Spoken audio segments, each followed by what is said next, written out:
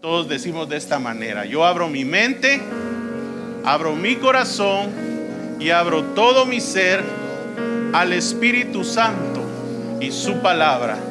Y la palabra de Jehová prospera en mí, se hace vida en mí, y yo doy mucho fruto, y ese fruto permanece para gloria de nuestro Padre Jehová en Cristo Jesús.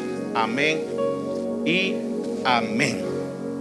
Gracias a Dios porque hoy nos podemos reunir nuevamente. Y hoy vamos a hablar de un tema que es bien importante, mis hermanos. Hay principios en la palabra de Dios que son nuestro pan diario, ¿verdad? Dentro de esos principios está que nosotros debemos estar pidiendo el espíritu de sabiduría, de revelación en el conocimiento de Dios, para que se alumbren los ojos de nuestro entendimiento. ¿Cuántos lo saben? Está en Efesios, ¿verdad? Y con el propósito, entre otras cosas, de que conozcamos cuál es la esperanza a la que Él nos ha llamado, dice la palabra, ¿verdad? También dice que conozcamos cuáles son las riquezas de su gloria, de la herencia que Él tiene para nosotros, ¿sí? Y también que conozcamos la supereminente grandeza de su poder que opera en nosotros.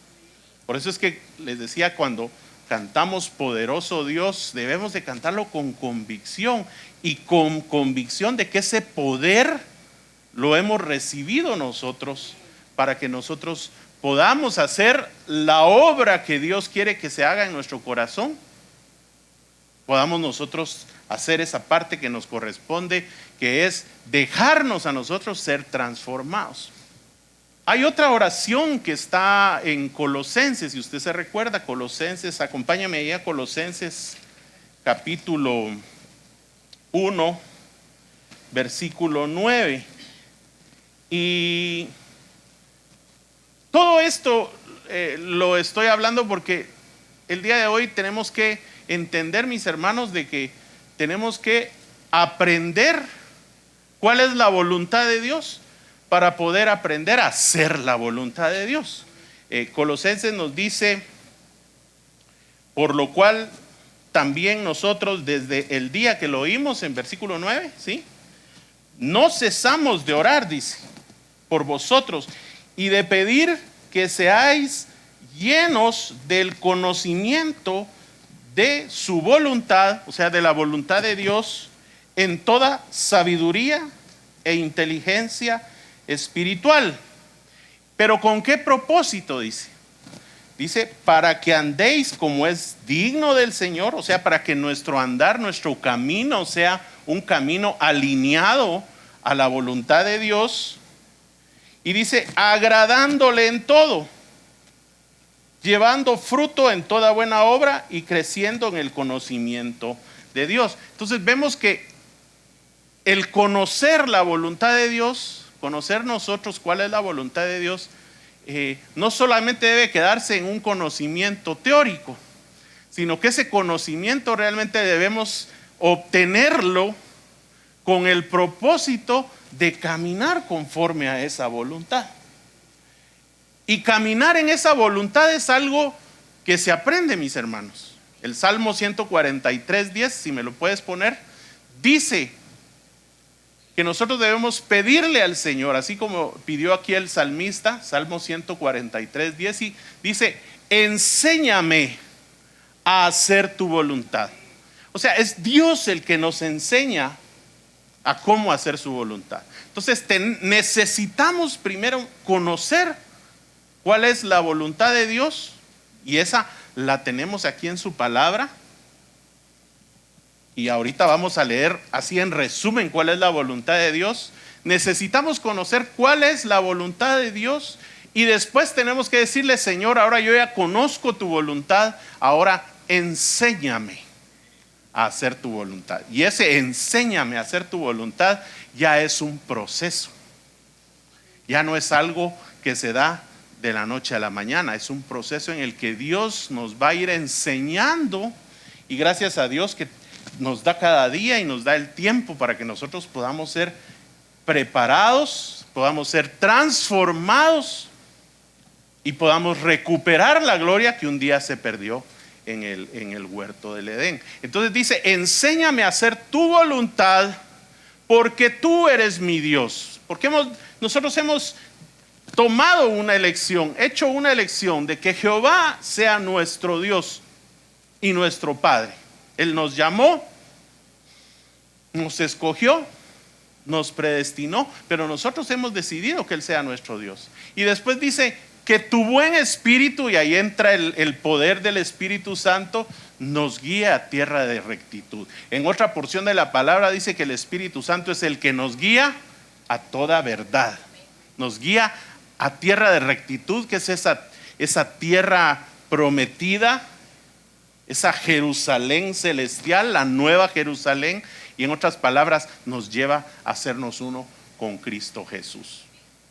Entonces es importante tener el conocimiento de la voluntad de Dios, pero también pedirle al Señor que nos enseñe a hacer esa voluntad. Ahora, la voluntad de Dios está en toda la palabra, pero hay un pasaje, y es un pasaje que usted ya lo ha escuchado porque de verdad es nuestro pan diario, y está en Efesios capítulo 1. Vamos a Efesios capítulo 1 otra vez. Bendito sea el Dios y Padre de nuestro Señor Jesucristo, que nos bendijo con toda bendición espiritual en los lugares celestiales en Cristo. De eso no nos acordamos nosotros, porque nos ha sido velado cuando fue ese momento. Pero gracias a Dios, porque aquí está en su palabra escrito, y ahora nosotros ya tenemos ese conocimiento. Y dice, según nos escogió en Él antes de la fundación del mundo, y aquí está el propósito por el cual Dios nos escogió, mis hermanos, y dice, para que fuésemos santos y sin mancha delante de Él. Entonces, en primer lugar, mis hermanos, la voluntad de Dios es que nosotros seamos santos y sin mancha, de limpio corazón. Pero también está implícito ahí, al finalizar este versículo, el último, de que el propósito de Dios es que seamos santos y sin mancha para que podamos estar con Él. Porque desde el principio su propósito, mis hermanos, siempre fue que nosotros estuviéramos con Él. Y todo esto lo hizo Él por su amor. Porque miren el versículo 5 dice, en amor habiéndonos predestinado. O sea, Él nos predestinó por el amor que Él tiene hacia nosotros. Porque Él quiere que estemos con Él. Él nos ama de tal manera que quiere que estemos con Él. Y dice, en amor habiéndonos predestinado para ser adoptados hijos suyos por medio de Jesucristo. Y lo recalca aquí cuando dice, según el puro afecto de su voluntad. O sea, por su amor y porque es su voluntad que nosotros estemos con Él. Entonces, el propósito de Dios es que seamos santos y sin mancha. Santos es ser apartados, sin mancha es ser limpios, principalmente limpios de corazón. También dice aquí que seamos hijos, pero no hijos pequeños, inmaduros, no, hijos maduros, conformados a su carácter, porque hoy no tenemos el carácter de Dios. Por eso por eso es que Dios nos envió a esta tierra, para que seamos transformados y preparados a su carácter. En Romanos 8:29, que es un pasaje que va conjuntamente con nos habla también de cómo Él nos escogió desde antes de la fundación del mundo. Y estamos en un proceso, mis hermanos. Romanos 8, versículo 29. Todo esto nosotros no nos recordamos cuando dice aquí, porque a los que antes conoció, dice, también los predestinó. Esto es paralelo a lo que acabamos de leer en Efesios, porque Él dice que nos escogió desde antes de la fundación del mundo, y aquí nos dice que desde antes Él nos conoció, ya estuvimos con Él. Porque esa palabra conocer ya saben que es estar con Él, fundidos, unidos en común unión con el Padre. Y dice que nos predestinó para que fuésemos hechos ¿cómo? Conformes a la imagen de su Hijo. El propósito de Dios, mis hermanos, es que lleguemos a tener el carácter del Hijo. Y el carácter del Hijo, ¿cómo es? Es ser santo y sin mancha, como está en Efesios. Y dice, para que Él sea el primogénito entre muchos hermanos. Y entonces ahora nos da el proceso. Mire lo que dice. Y a los que predestinó, a estos también llamó. Y a los que llamó, a estos también justificó. O sea, el llamado es para todos. Y los que acuden al primer llamado son justificados por la fe. Pero cuando dice, y a estos también justificó, ahí está hablando de la salvación de la paga del pecado. Y muchos se quedan ahí, se conforman con la salvación de la paga del pecado.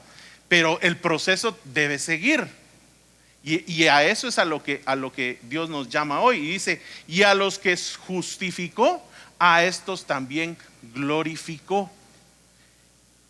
Y esa palabra glorificar quiere decir ser nuevamente llenos y revestidos de la gloria que un día se perdió. Se recuerda que en Romanos dice, por cuanto todos pecaron, están destituidos de la gloria de Dios. Entonces nosotros estábamos destituidos de la gloria de Dios. Nos había sido quitado ese derecho a tener la gloria de Dios, a consecuencia de la maldición del pecado, allá en el huerto del Edén. Sin embargo, por la sangre de Cristo Jesús, por su sacrificio, que no solamente opera expiación, propiciación, redención, sino que también opera remisión, mis hermanos. Entonces nosotros ahora tenemos la oportunidad de ser o de ir recuperando esa gloria que un día perdimos. Y por eso es que la palabra de Dios dice que nosotros debemos ir de gloria en gloria, recuperando esa gloria hasta llegar a la imagen de nuestro Señor Jesucristo. Entonces, mis hermanos, debemos entender ese llamado. No es lo mismo ser salvos de la paga del pecado que ser transformados y llevados a ser limpios de corazón, a ser santificados, a ser glorificados para nuestro Dios. No es lo mismo. Entonces, ya con esto, mis hermanos, debemos saber que ya hay una diferencia marcada en ser solamente salvos de la paga del pecado y ser también limpios de corazón. Por eso es que el Señor Jesucristo en Mateo 22:14 dice que muchos son los llamados, pero son pocos los escogidos, porque no todos atienden ese llamado, mis hermanos. No todos atienden ese llamado. Y la voluntad de Dios es que de verdad nosotros cumplamos en nosotros ese propósito por el cual Dios nos creó, nos llamó, nos escogió y nos predestinó, que es ser santos y sin mancha, pero también ser hijos maduros, hijos que acepten ese reto de pasar por ese proceso de transformación, que no es fácil, porque no es fácil. Recordémonos que estamos en esta tierra, mis hermanos, y aquí hay muchas cosas que son tentación para nosotros. Y un poco de eso es de lo que vamos a hablar, porque esa es la voluntad de Dios. El apóstol, por eso es que el apóstol Pablo en Filipenses, acompáñame a Filipenses 2:12, el apóstol Pablo dice: por tanto, amados míos, y aquí ya nos está hablando a los que hemos tomado la decisión de ser transformados. Dice: como siempre habéis obedecido, no como en mi presencia solamente, sino mucho más ahora en mi ausencia. Dice: ocúpense en su salvación. ¿Cómo? Con temor y temblor, El llamado del apóstol Pablo y por tanto de Dios es que nos ocupemos en nuestra salvación. Pero si yo ya soy salvo, sí, es que no está hablando de la salvación de la paga del pecado, sino que está hablando de una salvación integral, que se complete el proceso de salvación en nosotros, que es llegar a tener esa limpieza de corazón. Y dice en el versículo 13, dice: porque Dios es el que en ustedes produce así el querer como el hacer por su buena voluntad. Mire, nos está diciendo: ocúpense de su salvación, trabajen en su salvación, pero no se preocupen porque no es ni de ustedes el hacerlo. Ustedes solo tienen que disponerse a crecer en salvación. Pero el que va a poner el querer, el que va a permitir que ustedes lo hagan, el que va a poner en ustedes el deseo, soy yo, dice el Señor.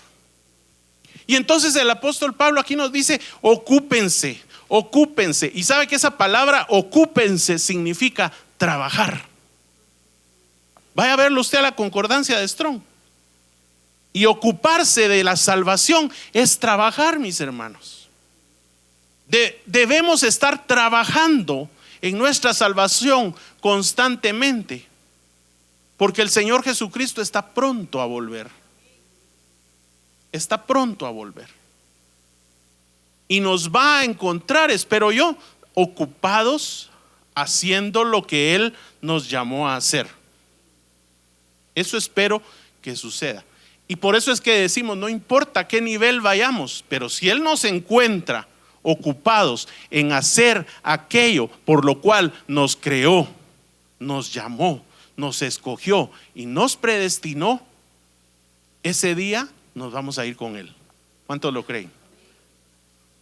Ahora, el asunto es que nosotros tenemos una batalla. Hay una batalla que tenemos que luchar. Y es una batalla que tiene dos ángulos. El primer ángulo es el ángulo interno en nosotros, porque dentro de nosotros, mis hermanos, están esas 13 maldades que dice Marcos 7 del 21 al 23, que nos están frenando a avanzar en ser limpios de corazón, que se levantan, que están ocupando la tierra de nuestro corazón y que nosotros tenemos que desarraigar de nuestro corazón a través de hacer lo que la palabra de Dios dice, ¿verdad? Buscar al Señor en oración, llenarnos, saturarnos de su palabra, meditar en su palabra. Y es una batalla que tenemos constantemente a lo interno. Pero ¿sabe una cosa? También a lo externo, Satanás o Lucifer caído, como usted le quiera llamar, él no está interesado en que nosotros crezcamos espiritualmente. Es más, él va a estar poniendo siempre estorbos, siempre va a estar poniendo distractores, siempre va a estarnos poniendo obstáculos para que nosotros no crezcamos en el conocimiento del Señor Jesucristo, no crezcamos en ese espiritualmente para alcanzar ese nombre, para alcanzar esa gloria que debemos recuperar. Y entonces una de las cosas que sucede es que como Él nos pone distractores, Él pone vendas y trata de ponernos tinieblas, ¿verdad? Para que nosotros no veamos el camino, no veamos la voluntad de Dios y nos acomodemos. Y cuando viene ese acomodamiento a nosotros, normalmente es producto de esas maldades que hay en nuestro corazón. Porque sabe una cosa, Lucifer tiene como un transmisor hacia esas maldades y nosotros tenemos en el corazón un receptor. Él pone los estorbos, los obstáculos, pero nosotros tenemos un receptor que son esas maldades que están en nuestro corazón. Y dentro de esas maldades está, por ejemplo, la soberbia, está la avaricia, está la insensatez, y contra esas tenemos nosotros que batallar para no caer, mis hermanos, en acomodamiento espiritual. Y Él espera que nosotros nos acomodemos. ¿Cuántos se recuerdan de las vírgenes? Las vírgenes estaban esperando que viniera el esposo, pero como el esposo tardó un poco,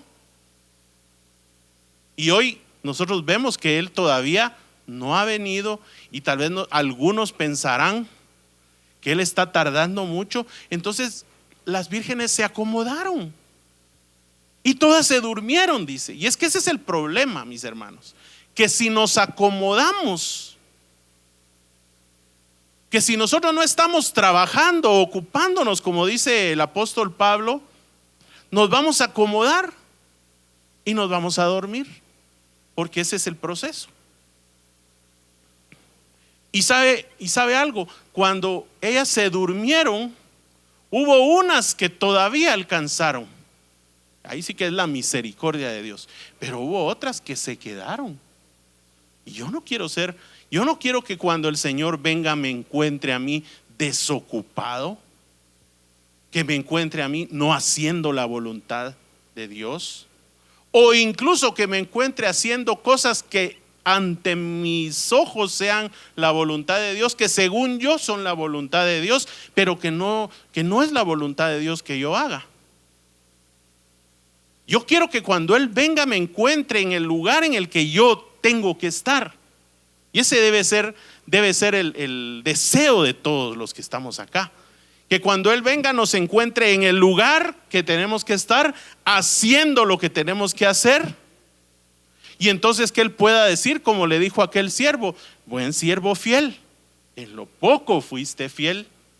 Porque ya hemos aprendido, ¿verdad?, que llegar a la estatura del Señor Jesucristo para el Padre es lo poco, porque todavía queda la estatura del Padre. Pero dice: en lo poco fuiste fiel, te dedicaste a crecer en salvación, te dedicaste a crecer y madurar espiritualmente, te dedicaste a buscar la estatura de mi Hijo Jesucristo. Bueno, entonces fuiste fiel en lo poco, te voy a poner en lo mucho. Entonces te va a dar la gloria del Padre también. Y esto, vemos ejemplos en la palabra de Dios de cómo ese acomodamiento fue el que trajo destrucción y trajo perdición. Y uno de los ejemplos más claros está ahí en Ezequiel capítulo 16, versículo 49, mis hermanos. He aquí que esta fue la maldad de Sodoma, tu hermana: soberbia, saciedad de pan y abundancia de, ¿qué dice?, de ociosidad tuvieron ella y sus hijos. Y también dice: y no fortaleció la mano del afligido y del menesteroso. Ahora yo voy a pedir que me pongan la versión Dios habla hoy, que creo que se las di hoy para que la pudiéramos poner, para que usted lea lo que dice. Mire lo que dice aquí. Dice: este fue el pecado de tu hermana Sodoma. Ella y sus aldeas, y aquí ya lo pone un poquito diferente, dice: se sentían orgullosas de tener abundancia de alimentos y de gozar de ¿qué? Entonces vemos que todo inicia primero con la abundancia de alimentos. Y esa abundancia de alimentos, según como está escrito acá, produce orgullo. Y ese orgullo produce en nosotros acomodamiento espiritual. Aquí está hablando en términos naturales, pero veámoslo en términos espirituales. Aquí en esta casa, si algo tenemos, mis hermanos, es abundancia de pan, abundancia de palabra, ¿sí o no? Tenemos una palabra alta, no leche espiritual, por así decirlo. Tenemos vianda espiritual, como decía el apóstol Pablo. ¿Se recuerdan que le decía a una de las iglesias: no les pude dar vianda, les tuve que dar leche, porque no estaban preparados? Pero si algo tenemos nosotros aquí es abundancia de pan. Pero tenemos que tener cuidado, mis hermanos, porque esa abundancia de pan puede alimentar, según lo que dice ahí, nuestra soberbia. Ya como ya tenemos mucho conocimiento, y se recuerdan que leímos que tenemos que ser llenos del conocimiento de la voluntad de Dios, pero dice en toda sabiduría e inteligencia espiritual. Y cuando ya tengamos el conocimiento de la voluntad de Dios, debemos pedirle a Dios que Él nos enseñe a hacer su voluntad. Ya lo leímos en el Salmo 143. Pero cuando hay abundancia de pan, mis hermanos, podemos llegar en un momento a sentirnos nosotros que ya nos las podemos, ya sabemos bastante, y eso nos puede llevar a la soberbia, y eso nos puede llevar a acomodarnos espiritualmente. Ojo con eso.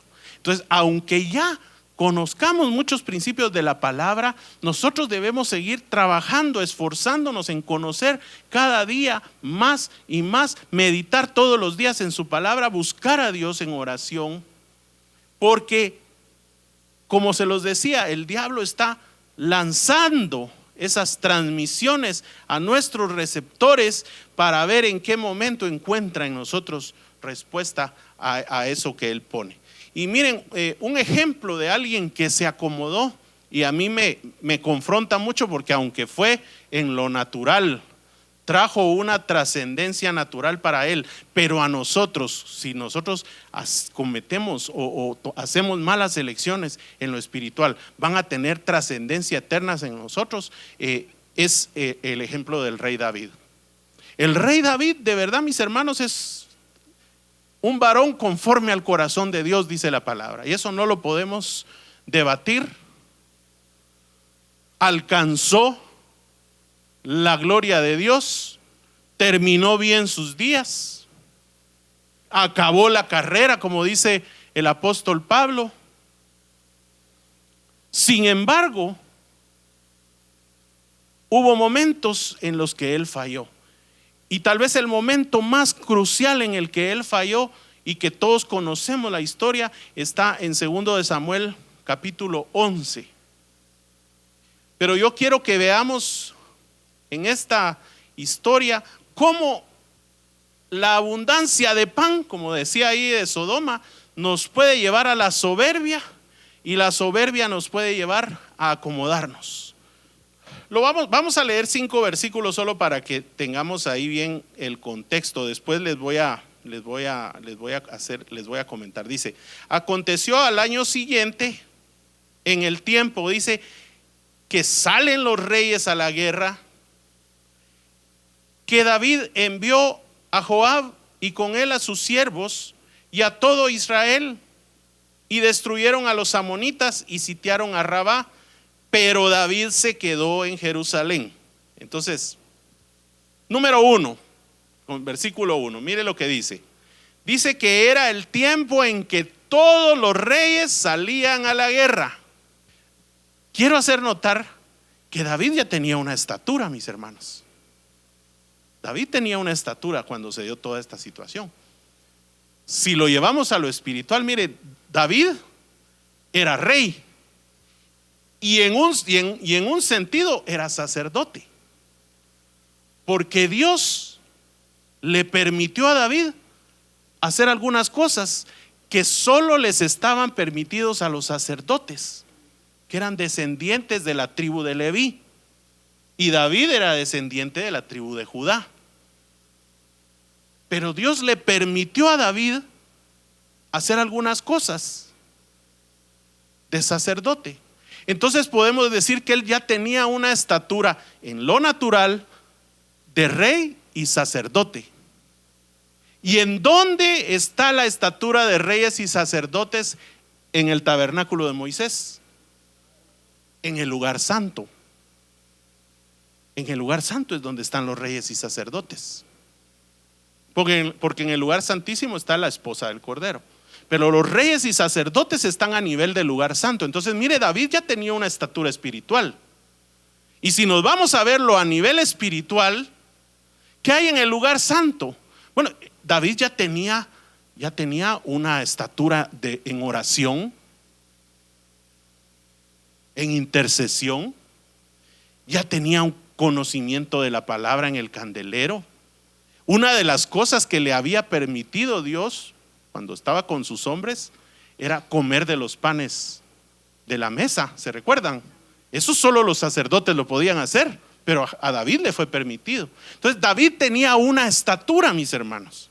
Él ya había llegado a ser rey.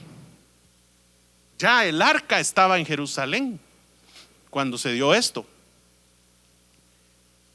¿Y qué fue lo que pasó con David? Bueno, que él ya había llegado a ese nivel, tenía abundancia de pan, él era rey, y entonces vino la soberbia, como le pasó a Sodoma. Y entonces dice la palabra de Dios que en el tiempo que a todos los reyes les correspondía ir a la guerra, él decidió, no le preguntó a Dios. Yo no veo aquí que le haya preguntado nada a Dios. Él decidió no ir a la guerra, quedarse en su casa, se acomodó. Y vamos a ver cómo se acomodó, porque vea lo que dice aquí en el verso 2, dice: se acomodó hasta el punto que mire lo que dice.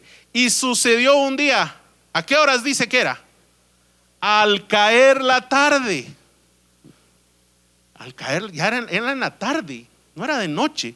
Al caer la tarde dice que se levantó David de su lecho. Imagínense a qué horas estaba durmiendo él en su lecho. ¿Se acomodó o no se acomodó? Y se paseaba sobre el terrado de la casa. Miren, andaba paseando ahí en su azotea, mientras Joab, sus valientes, sus generales, sus soldados estaban partiéndose allá en la guerra. Él debía estar ahí. Él debía estar ahí. Por eso este mensaje es que Dios nos encuentre donde debemos estar, mis hermanos. Cuando sea el arrebatamiento, que nos encuentre en donde debemos estar. Y dice: se paseaba sobre el terrado y vio desde el terrado a una mujer. Miren, ahí aprovechó el Lucifer, aprovechó el enemigo. Como lo vio acomodado, ¿verdad? Como vio que él ya se sentía muy salsa, le puso ahí la tentación.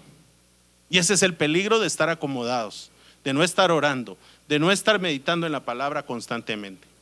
Y dice, vio a una mujer que se estaba bañando, la cual era muy hermosa. Lógicamente no le iba a poner Satanás de otra manera, pues, ¿verdad?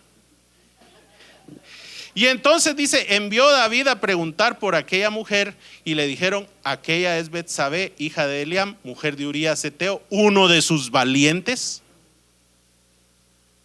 Tremendo este Urías Heteo, mis hermanos. Si usted puede leerlo, léalo. Y dice: y envió David mensajeros y la tomó. Y la tomó. Y vino a él, y él durmió con ella. Luego ella se purificó de su inmundicia y se volvió a su casa, y concibió la mujer, y envió a hacerlo saber a David diciendo: estoy encinta. Entonces miren todo lo que lo llevó el acomodamiento. Y por cuestión de tiempo voy a correr, porque quiero que veamos. Después ya saben ustedes, ¿verdad? Aquí se manifestaron las 13 maldades. Fíjese que yo me fui a ver Marcos 7, 21 al 23, y vi una por una, y las 13 maldades están en lo que hizo David. Están los malos pensamientos, porque aquí empezó, ¿sí o no? Están los adulterios, porque era una mujer casada, y él también. ¿Están las fornicaciones? Sí. ¿Está el engaño? Sí. ¿Está la lascivia? Sí. ¿Está la insensatez? Sí. La maledicencia también. Todo está.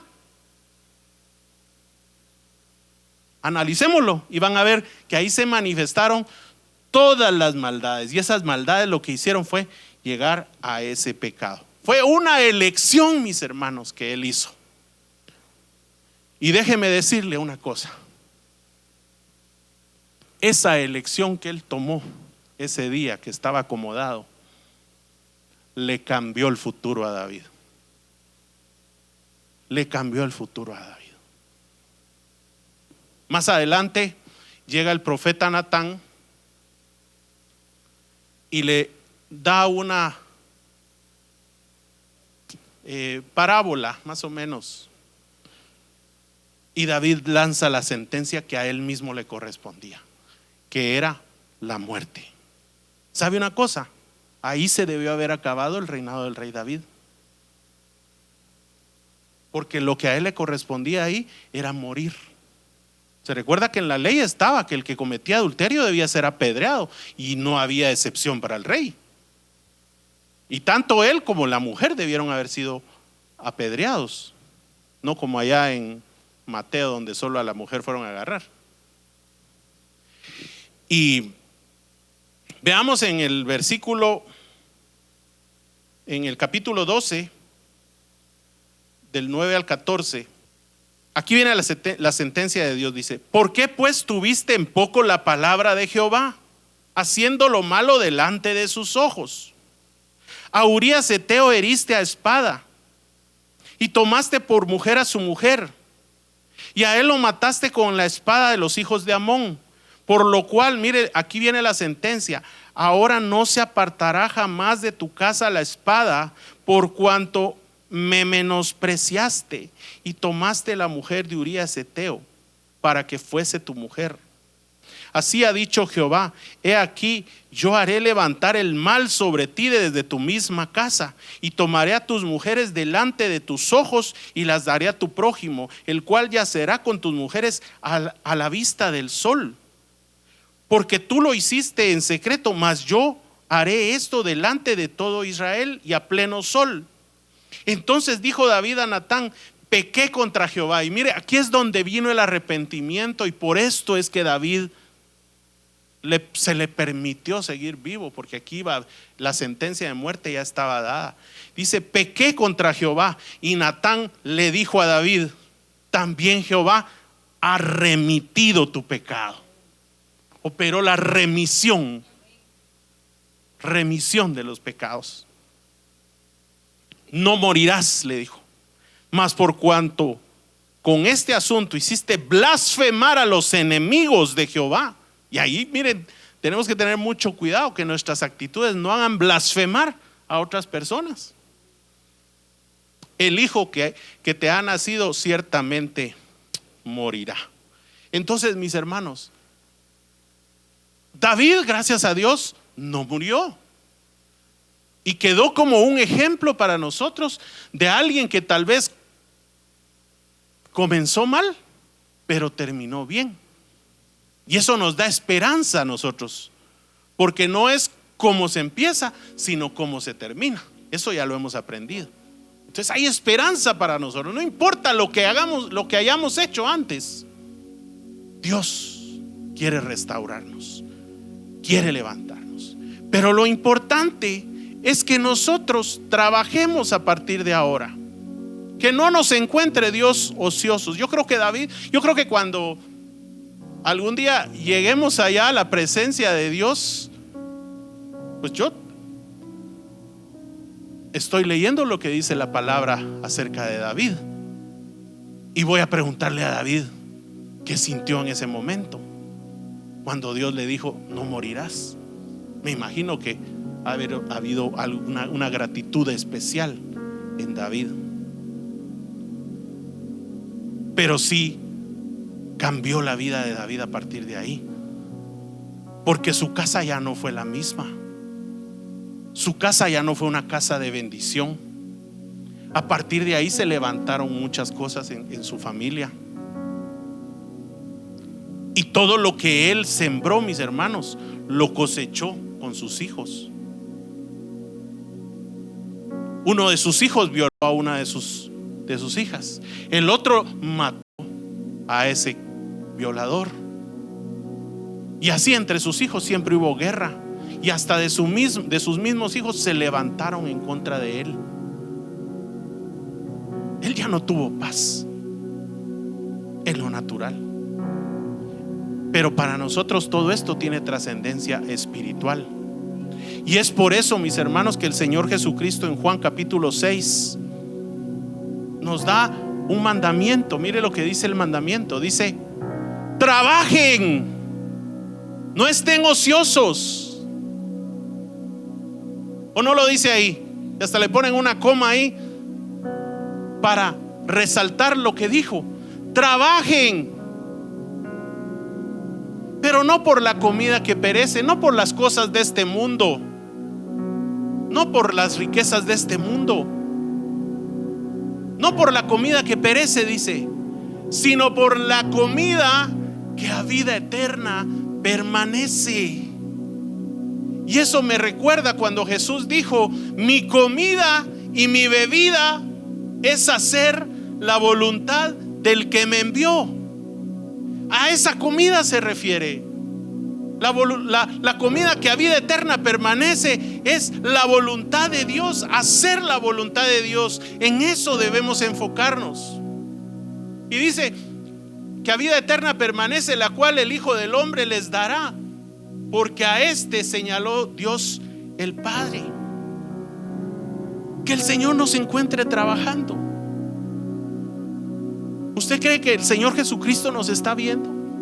¿Está viendo lo que hacemos diariamente?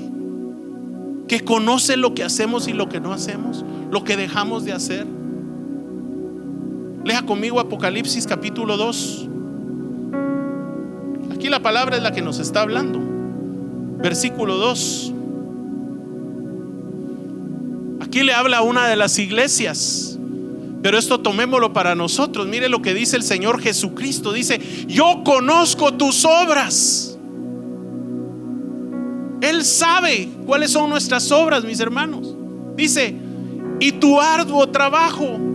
Si tú te estás esforzando por buscar primeramente el reino de Dios y su justicia, en oración, en intercesión, en meditación de la palabra, Él conoce tu arduo trabajo y tu paciencia, dice. Porque vaya si no necesitamos paciencia para alcanzar el nombre del Señor Jesucristo. Y dice: y que no puedes soportar a los malos, y has probado a los que se dicen ser apóstoles y no lo son, y los has hallado mentirosos. El versículo siguiente. Y mire, y has sufrido, dice. Él sabe que lo que hemos sufrido por causa de su nombre, dice. Y has tenido paciencia y has trabajado arduamente. ¿Por qué? Por amor de mi nombre, y no has desmayado. ¡Hala, qué tremendo que Dios nos pudiera decir esto, mis hermanos! Por supuesto no continuamos, porque después le encuentra también la parte débil a esa iglesia. Pero imagínense que el Señor pudiera decirnos a nosotros esto: yo conozco que has sufrido, que has trabajado arduamente por amor de mi nombre, y no has desmayado. Prácticamente ahí nos estaría diciendo: buen siervo y fiel, en lo poco has sido fiel, en lo mucho te pondré. Por eso es que Romanos, no lo vamos a leer, capítulo 2, versículo 2, dice que no nos conformemos a este siglo. Esa palabra conformar, entre otras cosas, también significa acomodarse. No nos acomodemos a este siglo, mis hermanos, a este tiempo. Miren, si algo nos está afectando como iglesia, y no estoy hablando de esta congregación, estoy hablando de la iglesia en general. Si algo está afectando a esta iglesia, es que nos estamos conformando, nos estamos acomodando al mundo. Nos estamos acomodando a lo que el mundo nos lleva. Ya no predicamos de santidad. Gracias a Dios, aquí sí. Ya no predicamos de limpieza de corazón. Ya no predicamos de aflicción, porque definitivamente va a haber aflicción. Pero ahora nos gusta que nos hablen de riquezas. de prosperidad, de victoria nada más, pero victoria natural. Cuando tenemos entendimiento nosotros, mis hermanos, de que Dios nos ha llamado a un camino de cruz. El Señor Jesucristo no vino a acomodarse.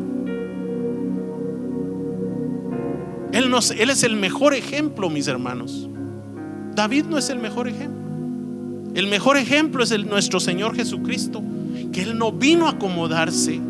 Es más, Él dijo: el Hijo del Hombre no tiene dónde recostar su cabeza.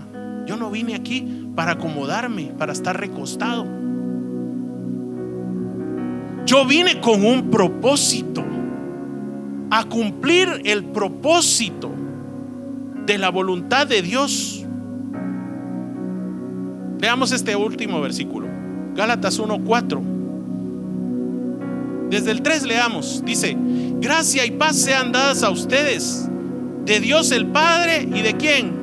Y de nuestro Señor Jesucristo. Y hablando del Señor Jesucristo, dice: el cual se dio a sí mismo. Él se entregó a sí mismo por nuestros pecados, para librarnos, mire, del presente siglo malo. O sea, para librarnos de que nos acomodemos a este siglo, como dice Romanos 12:2. Pero todo esto lo hizo conforme a la voluntad de nuestro Dios y Padre, a quien sea la gloria por los siglos de los siglos. Amén. O sea, todo lo que vino a hacer el Señor Jesucristo es hacer la voluntad del Padre. Aún en los últimos momentos lo hemos aprendido. Cuando Él ya se estaba quedando ahí antes de llegar a la cruz, Él le dijo: Señor, yo vine a hacer tu voluntad. Yo no vine a hacer mi voluntad. Entonces, mis hermanos, aprendamos del rey David. Aprendamos de nuestro Señor Jesucristo. Aprendamos de todos esos héroes de la fe que hemos estado estudiando en estas últimas semanas. Aprendamos de todos ellos, para que Dios, cuando venga, no nos encuentre acomodados. Dice la palabra de Dios que cuando sea el momento del arrebatamiento, todo va a ser como en los tiempos de Noé. Van a estar todos acomodados, comiendo y bebiendo. Recuérdense, el exceso de pan nos lleva a la soberbia y nos lleva también a acomodarnos. Así dice. Pero la palabra de Dios dice que nosotros debemos velar. Debemos estar velando, que cuando el Señor Jesucristo nos encuentre velando. ¿Por qué? Porque no estamos en tinieblas. Y tal vez leamos, ese sería, quisiera leer ese pasaje todavía. Primera de Tesalonicenses 5:4. Mire lo que dice 5:4, dice: mas ustedes, hermanos, nos está hablando a nosotros, no están en tinieblas, para que aquel día los sorprenda como ladrón. Porque todos ustedes son hijos de luz e hijos del día, dice. No somos de la noche ni de las tinieblas. Y entonces dice: por tanto, y yo aquí le voy a insertar, no nos acomodemos y no nos durmamos como los demás, sino que velemos y seamos sobrios, esperando. Amén. Amén. Pongámonos en pie. Vamos a pedirle perdón al Señor y arrepintámonos, mis hermanos, porque de veras a todos nos pasa que en cierto momento nos sentimos acomodados, estamos ahí con nuestro confort, ¿verdad? Y esperando que todo lo haga Dios, que todo lo haga el pastor, pero no esforzándonos nosotros. Y eso no le agrada a Dios. Él quiere que nosotros estemos persuadidos de seguir adelante y de trabajar. Trabajemos, Padre, gracias te damos, Señor, por esta palabra. Gracias, Padre, por los ejemplos que nos has dejado en tu palabra, ejemplos que nos sirven a nosotros, Señor, para recapacitar, para arrepentirnos, Señor. Y hoy, Señor, venimos delante de tu presencia con una actitud de arrepentimiento, Señor, por ese acomodamiento espiritual que hemos tenido, Señor. Estamos conscientes, Padre, que nos hemos acomodado, que a veces las distracciones de este mundo, el engaño de las riquezas, los afanes de esta vida,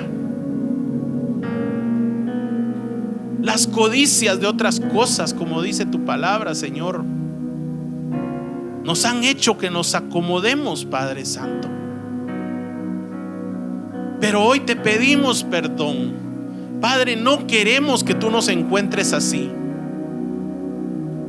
No queremos que el día que sea el día del arrebatamiento o el día de nuestra partida de esta tierra por la muerte natural, Señor, tú nos encuentres, Señor, fuera de lugar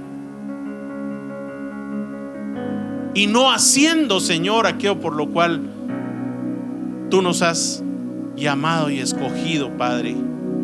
Padre, te pedimos perdón por todo acomodamiento espiritual. Ahí díselo, si tú estás consciente de que te has acomodado. Yo estoy consciente de que a veces me he acomodado. Entonces yo le estoy pidiendo perdón a Dios. No crea que por ser pastores no tenemos esto. Pidámosle perdón. Perdónanos, Señor, por todo acomodamiento espiritual que hemos tenido, Padre, porque sabemos que eso no te agrada, porque somos obreros tuyos y que debemos trabajar, Padre Santo, trabajar por obtener ese alimento que a vida permanece, como está escrito, que a vida eterna permanece. Que debemos trabajar por obtener ese crecimiento espiritual. Debemos buscarte, Señor, constantemente. Buscar tener una comunión contigo diariamente. Buscar tener esa comunión contigo, con tu palabra, meditando tu palabra de día y de noche, Señor, haciendo tu palabra, haciendo la vida en nosotros, Padre Santo, y haciendo y aprendiendo a hacer tu voluntad, como está escrito. Padre, te pedimos perdón y en el nombre de Cristo Jesús, Padre, renunciamos en este momento, como está escrito, Señor, que aprendamos a renunciar. Renunciamos a todo acomodamiento espiritual y natural también, Señor, porque sabemos que no te agrada también que nos acomodemos en lo natural. Padre, que seamos diligentes, que seamos esforzados, que seamos valientes, que seamos trabajadores, Señor, en nuestro corazón, en nuestro crecimiento espiritual, y determinándonos, Señor, a vivir una vida, como dice el apóstol Pablo, ocupándonos en nuestra salvación, en obtener la salvación plena, para que un día podamos, Señor, tener la estatura de la medida de Cristo, Señor, formada en nosotros, y podamos, Señor, estar contigo, como es tu propósito, Señor, que un día estemos delante de ti santos y sin mancha, Padre Santo. Padre, perdónanos y pon en nosotros, así como dice, Señor, pon en nosotros el querer y el hacer por tu buena voluntad, Señor, de que deseemos, Señor, hacer este trabajo en nuestro corazón. Padre, gracias te damos por tu palabra, bendecimos tu palabra, te agradecemos, Señor, y te damos a ti toda la gloria y la honra. En el nombre de nuestro Señor Jesucristo, levantemos nuestras manos y cantemos.